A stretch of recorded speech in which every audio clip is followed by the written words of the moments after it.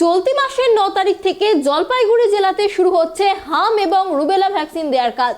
সেই বিষয় নিয়ে বুধবার জলপাইগুড়ি জেলা স্বাস্থ্য দপ্তরের পক্ষ থেকে ডিআরএস হলে সাংবাদিক বৈঠক করলেন জেলা মুখ্য স্বাস্থ্য আধিকারিক অসীম হালদার। এদিন সভাকক্ষে জেলার সমস্ত সাংবাদিকদের নিয়ে সচেতনতামূলক কর্মশালার আয়োজন করা হয়। 9 মাস বয়সী শিশু থেকে 15 বছর বয়সী শিশুদের ভ্যাকসিন দেওয়া হবে। জেলার প্রতিটি বিদ্যালয়ে ক্যাম্প করে দেয়া ছাড়াও অঞ্চল ভিত্তিক কিছু জায়গা অঙ্গনওয়াড়ি কেন্দ্র এবং সরকারি স্বাস্থ্য কেন্দ্র থেকে এই ভ্যাকসিন দেওয়া হবে বলে জানিয়েছে জেলার মুখ্য স্বাস্থ্য আধিকারিক।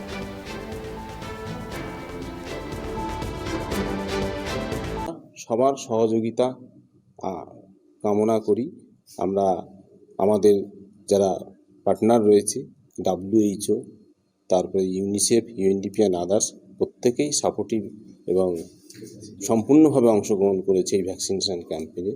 এবং আমরা আমাদের যারা মিডিয়া পার্সন রয়েছে আমরা তাদেরকে বলবো যাতে রেগুলার বেসিসে আমাদের সঙ্গে এবং এই যে সচেতনতাটা যাতে তারা প্রত্যেক পেপারে যাতে করে আর কি, তাহলে আমরা সম্পূর্ণভাবে অর্থাৎ 100% কভারেজের মধ্যে এই ভ্যাকসিন প্রোগ্রামটাকে আমরা করতে পারবো আর কি।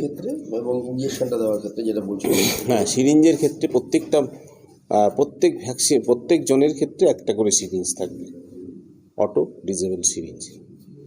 একবারই দেওয়া হবে, দ্বিতীয় ডোজ না, এটা একটাই ডোজ, অতিরিক্ত। একই সঙ্গে একটু অন্য কথা জিজ্ঞেস করছি, সেটা হচ্ছে আমাদের এই মুহূর্তে জেলায় কোভিড ভ্যাকসিনেশনের চিত্রটা কি দাঁড়িয়ে আছে এবং কী অবস্থায় আছি আমরা? এখন তো সপ্তাহে একদিন করে কোভিড ভ্যাকসিন দেওয়া হচ্ছে। এখন হচ্ছে আমাদের যেটা আছে কোভ্যাক্সিন রয়েছে সেটাই চলছে। কোভিশিল্ড এই মুহূর্তে আমাদের নেই। আর এমনি কোভিড পেশেন্টও এখন আমাদের কোথাও কোনো ভর্তি নেই। নীল কেস নভেম্বর থেকেই, মোটামুটি লাস্ট নভেম্বর থেকে আমাদের কোনো কেস নেই। আর আমাদের যে RT-PCR বা র্যাট টেস্টিং ব্যবস্থা আছে। কত আছে এই মুহূর্তে ভ্যাকসিন আপনার হাতে? 1300 আছে কোভ্যাক্সিন।